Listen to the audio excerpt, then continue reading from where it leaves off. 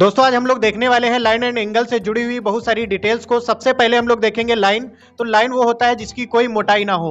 यहाँ पे उसके बाद है हमारी इंटरसेक्टिंग लाइन, यानी कि इंटरसेक्टिंग लाइन वो लाइन होती हैं जो एक दूसरे को काटती हैं। उसके बाद है पैरेलल लाइन। पैरेलल लाइन वो लाइन होती हैं जो कभी एक दूसरे को नहीं काटती और एक दूसरे के समांतर होती हैं। उसके बाद देखेंगे कोण।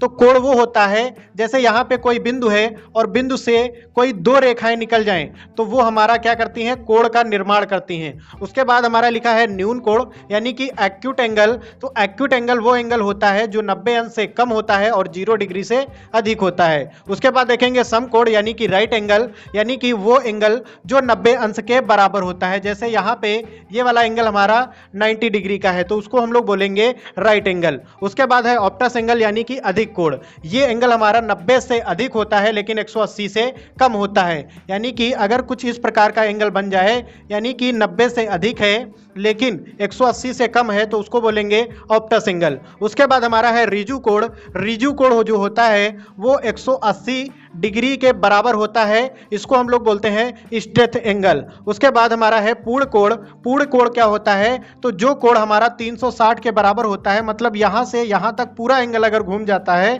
तो उस एंगल को हम लोग बोलते हैं फुल एंगल, जो हमारा 360 के बराबर होता है। उसके बाद हमारा है पूरक कोण, यानी कि कप्लीमेंट्री एंगल। तो ये एंगल क्या होता है, तो ये एंगल का योग जो होता है वो हमारा 90 के बराबर होता है। जैसे यहाँ पे हमारा 90 डिग्री दिया है और यहाँ पे एक बीच में रेखा आ जाए तो ये वाला एंगल और ये वाला एंगल मिलके अगर बनाए तो ये 90 डिग्री बनता है। उसके बाद हमारा है सप्लीमेंट्री एंगल, यानी कि संपूरक कोण। तो इनका योग 180 होता है। जैसे यहाँ पे कोई स्ट्रेट एंगल है और इसको जो है एक रेखा बीच से काट दिया तो यहाँ पे ये वाला एंगल और ये वाला एंगल जो मिलके बनेगा वो हमारा 180 बनेगा। दोस्तों अगर आपको वीडियो अच्छी लगी है तो लाइक करें, शेयर करें और चैनल को सब्सक्राइब करें।